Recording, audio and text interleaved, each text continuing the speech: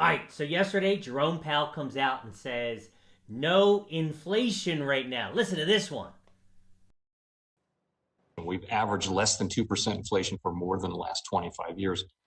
Inflation dynamics do change over time, but they don't change on a dime. Wait, what? No inflation? Not above 2%? What is he saying?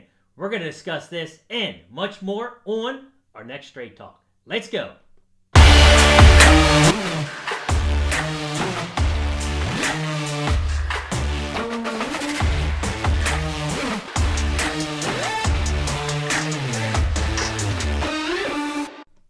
Hello, this is Michael Loftus with Wealth and Wisdom TV, where education is the key to a successful financial future. First time here, we do regular straight talks. We have market updates 1st and 15th. Somewhere up here, there'll be links. Also, educational videos, latest one on 2021 tips also up here. So yesterday, Jerome Powell comes up with this statement about no inflation. He also talked about not hitting their target on employment, which I agree, inflation not so much. But the Fed last year revised its approach to inflation. So in the past, they would do preventive rate hikes. So inflation goes up, they would start raising rates. They're not going to do that right now. Now, it has adopted an approach in which it will allow inflation to average above 2% before they tighten, okay? Now, they said they're not going to make any changes. All right? We're going to talk about inflation in a second, but here's the most shocking thing. No one can really identify an asset bubble. I have no opinion on this. I remember when he first got nominated, I'm like, finally, a non-academic. Boy, has this guy been a big disappointment. So let's take a look at the facts when it comes to inflation. All right? So when we go to our iPad here, you've been with me for a while. You know, I talk about the dollar a lot, right? Cycle 3, things start coming down. We're in cycle 2 right now, which is a growth cycle. Fantastic. And that's when it starts crashing. A little bit of a counter trend move, but meant nothing. Heading down again. One of the big reasons, the Fed, the print of what they're doing, the money print. Got another $1.9 trillion coming out. That devalues the dollar. That drives inflation to the upside. So let's take a look.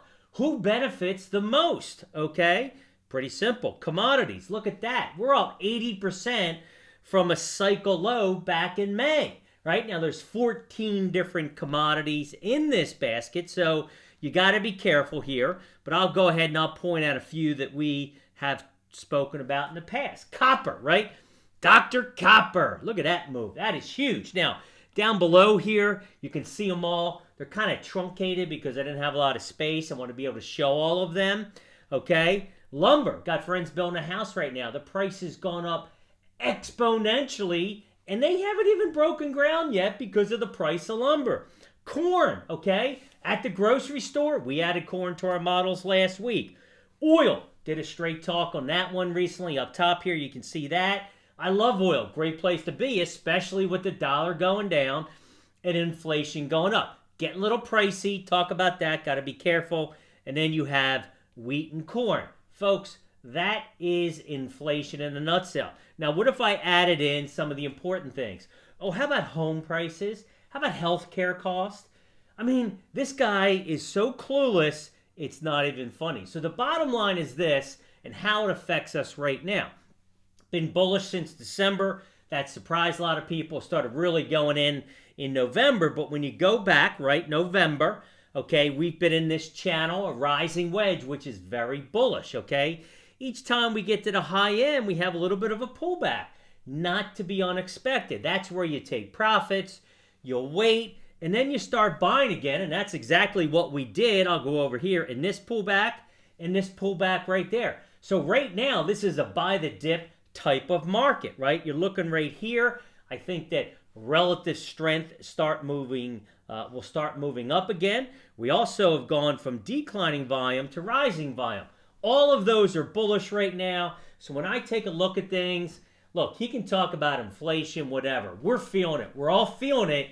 But instead of getting hurt by it, let's take advantage of it in how we invest. Michael Loftus, Wealth and Wisdom TV. Thanks for watching.